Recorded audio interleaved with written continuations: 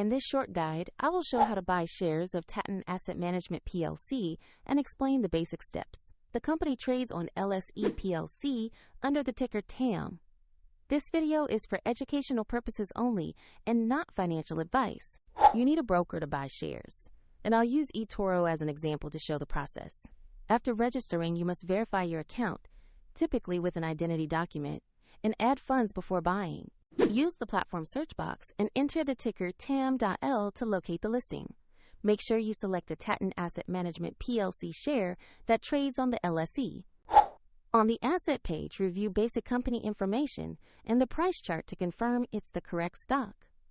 Check the listing details and ticker again before proceeding. To invest, click Buy. Choose the amount you want to invest and review the order details before confirming. If the market is closed, your order may be queued or set as a limit order. And if you lack sufficient funds, the platform will prompt you to add money before the trade is confirmed.